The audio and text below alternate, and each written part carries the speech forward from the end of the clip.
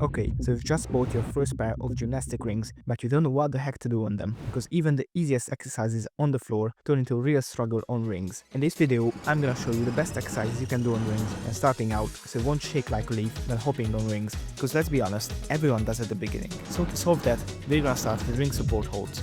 Here's how we do them. You hop on rings and try to stay there. Trust me, it is much easier said than done. Pay attention to the form, arms straight, scapulas depressed. I recommend you try to do this with rings turned out. That can be a real challenge even for intermediate athletes.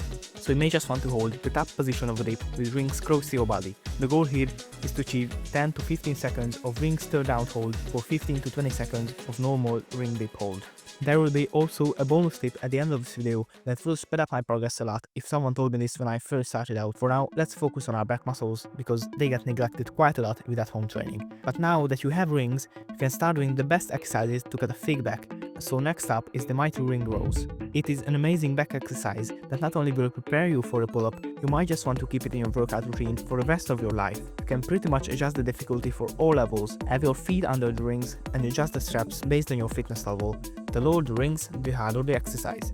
You'll want to do this anywhere in between 7 to 15 clean repetitions for 3 to 4 sets. Next up is the assisted ring dip. So after getting a bit more comfortable on rings, you can try to do dips on them.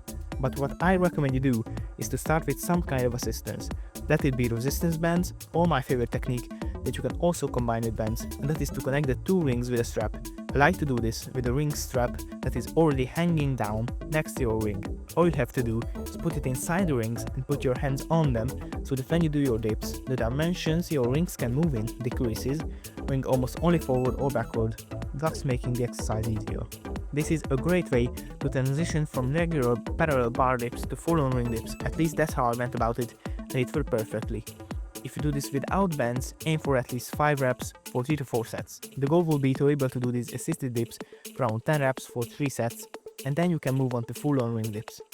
The bonus tip is real close now, but first we gotta include something else as well, because no home workout routine is ever complete without it, the push-up. Now, push-ups are really challenging in the beginning, because even though you think they're easier than the dip, the rings hang much lower for a push-up, making it that much more unstable. So you might want to start with the rings elevated, maybe around knee height, but you can also adjust the difficulty by lowering or increasing the height of rings.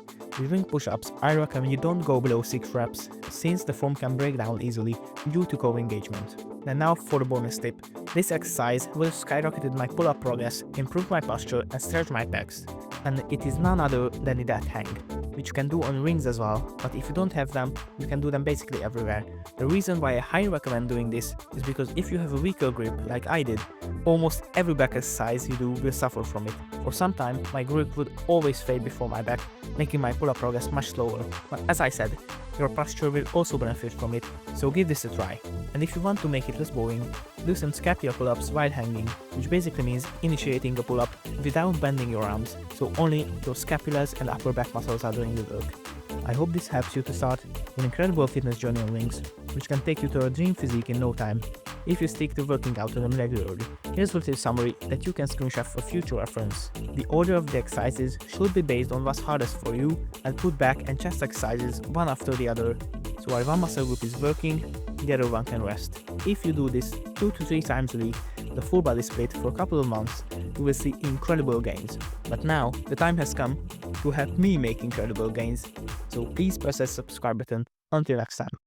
Peace.